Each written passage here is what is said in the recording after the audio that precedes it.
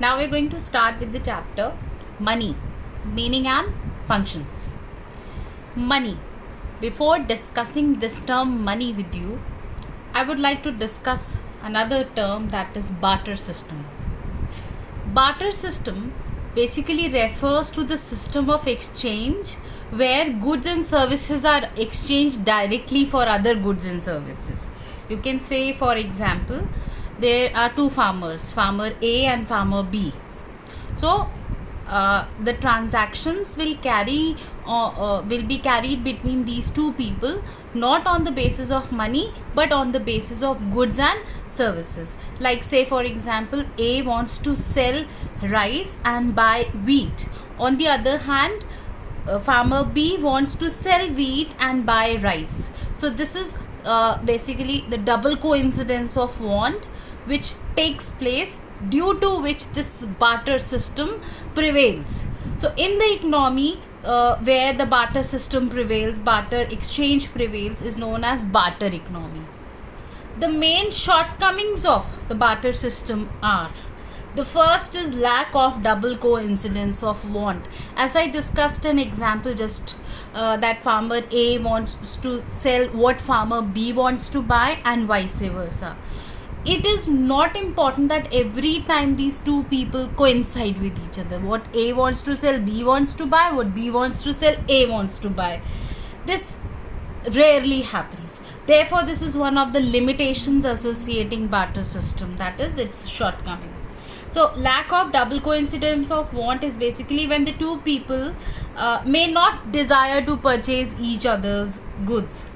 Next, there is not only one shortcoming but other shortcomings also, like lack of common unit in terms of which the value of goods and services is expressed. So lack of common unit is also not there. Like, say for example, I tell 1 kg of sugar is equals to how many goats. So there is no common unit of measure. So it's the one of the main like you can say shortcomings of barter system. Next is problem of exchange in case of indivisible commodities. If the commodity is not easily divisible, how to exchange it in barter system? That was another problem associating barter system. Next is lack of store of value, lack of standard for deferred payments. Now here, when I talk about deferred payments are future payments or contractual payments. Like, say for example, A gave B 1 lakh rupee for 1 year. Now after an year, how much amount or how much value of particular like how many goods is B supposed to give back to A? So it was difficult in case of barter system, but with the evolution of money, this problem was solved. So difficulty in entering into contracts or future payment was another shortcoming of barter system. Next is limited degree of specialization and division of labor. So these are few shortcomings of barter system. Because of these shortcomings, there was a need for money. So emergence of money, evolution of money, all was because of the limitations of barter system.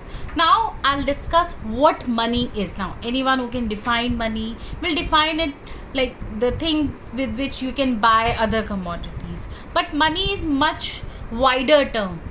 So it is anything that is generally acceptable as means of exchange, measure of value, standard of deferred payment, store of value and transfer of value. You can say that like when all the shortcomings of barter system are removed, they turn up to be like money. So money is something which removes all the limitations of barter system.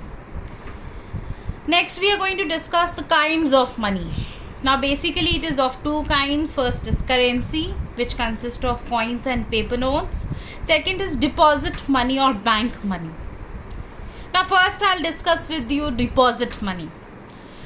It refers to the deposits held with the banks on the basis of which checks can be drawn. So it's basically deposit money. Next is currency, that is coins and paper money. Coins are token money. Token money is the money the face value of which is more than its intrinsic value, that is its metallic value. Say for example, you see a 1 rupee coin. So face value is something which is written on the coin, but its metallic value is something you can say its intrinsic value, with what material, how much material is being used to make that particular currency, that particular coin. So when the face value that is mentioned on the coin is more than the actual amount incurred in preparing that particular thing, then it is known as token money. So coin is the basic example of it. It can be any coin. Next is currency notes. It refers to paper money. Paper money, like you have seen that 5 rupees, 10 rupees, 20, 50, 100, 500, 2000, all the rupee notes come under this category. So all currency notes issued by RBI are under this category. Now currency is further divided in two parts. One is convertible money, the other is inconvertible money, which is also known as fiat money. First I'll discuss convertible money. Central bank issued currency that was fully convertible into gold. That currency was basically known as convertible money. So central bank issued a currency which was fully convertible into gold. So it was convertible money. On the other hand, we have inconvertible money or fiat money. There is no compulsion for the central banks to exchange it for gold. They can deny to exchange it also. That currency is inconvertible currency. Simply the currency which can be converted into gold. Convertible currency which cannot be, that is inconvertible. Next, I am going to discuss with you further exaggeration of these coins and currency notes. They are legal tender. They have the legal sanction or backing of the government. Now, whenever you see a particular 10 rupee or you can say 50 rupee or any note, you will see that it is issued by the central bank. RBI governors' signatures are also there on those particular notes and all. So it is basically the legal you can say authority which the government gives to the people who have money. They serve as the money on fiat of the government, that is order of the government. Nobody can deny to accept that particular currency. If they do it, they can be sued for this act. So I'll talk about legal tender now. Now when demonetization took place, it was very clearly said that rupees 500 and rupees 1000 notes are no more a legal tender. That is, they have no more the authorization of the government. It is up to the wish of the people. If they are accepting it, they can go ahead. If somebody denies to accept those currencies which are not the legal tender, then government will not sue. Like you cannot sue that person. Government will not be involved anyhow. Now when we talk about legal tender, there are two types: limited legal tender and unlimited legal tender. Easy terms, huh? Limited legal tender is the money which is accepted as legal tender only up to a certain maximum amount.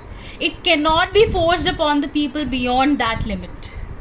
In India, coins of small denominations, namely 5 rupee, 10 rupee, 20 or you can say 25 paisa, which was earlier used, they were legal tender only up to rupees 25.